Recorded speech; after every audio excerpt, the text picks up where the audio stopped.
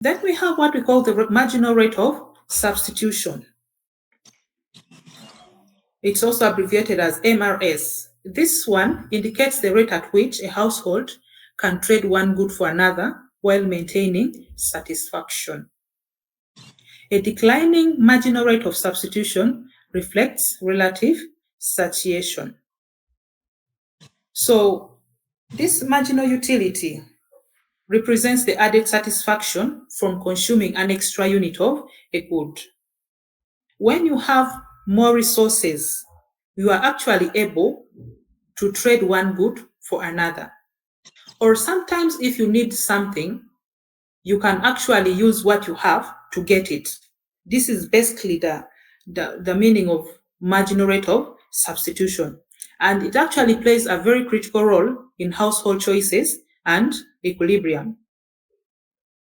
The demand for the food, it can be influenced by the prices, the income, the social-cultural factors, and also understanding the basics of food demand is very important for analyzing nutritional choices. Why do people prefer certain foods to others? When you know the concept of demand and supply, then you'll be able to actually analyze these concepts in terms of that knowledge you have, and you'll be able to get answers. And then you could also ask yourself, what is the relationship between price and the quantity?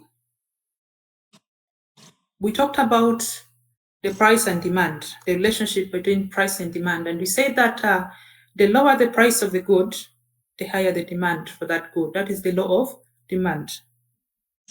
But now when we talk of price and quantity, when there is a change in the price of a food, the quantity of that food demanded will also be affected, assuming other factors remain constant. So lower prices typically lead to higher quantities demanded.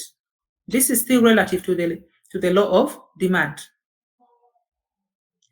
And income changes, price fluctuations of other goods, and also social-cultural factors can cause a shift in the demand curve for food and also health services.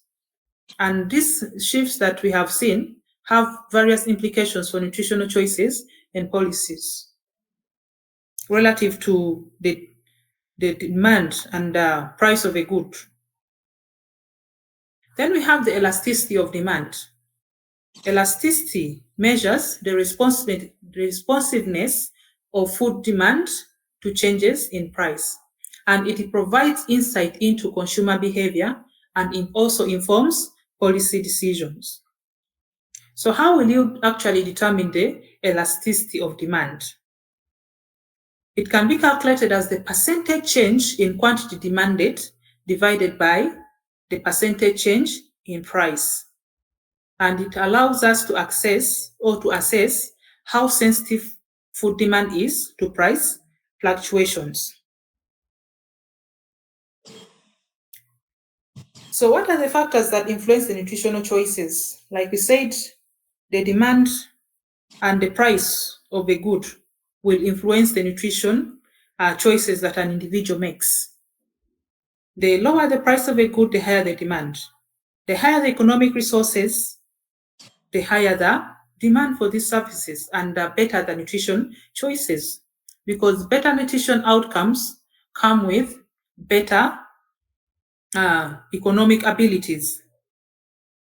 So when you are able to understand these factors, it is very crucial for you because it will be able to help you to effectively plan nutrition policies and also program interventions.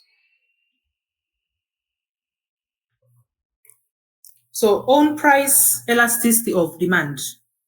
This is also another measure that determines the responsiveness of food demand to changes in its own price. And it can be calculated as the percentage change in quantity demanded for a 1% change in price. Remember, we are looking at here own price, one single product, the change in the demand of that price of that product relative to the change in the price. And own price elasticities are negative, indicating that as the price of the food increases, the quantity demanded decreases. Like we said, the lower the price, the higher the demand. And the higher the price of a good, the lower the demand. People would want to buy more with less than buy little with more. Then we have the income elasticity of demand. This one measures the change in food demand due to changes in income, holding other factors constant. And it is also calculated as the percentage change in the quantity demanded for a 1% change in income. Here we are looking at demand in relation to income. And it holds a positive value because the demand for a food substance increases with income. And it can also hold a negative value when the decrease in demand comes with an increase in income.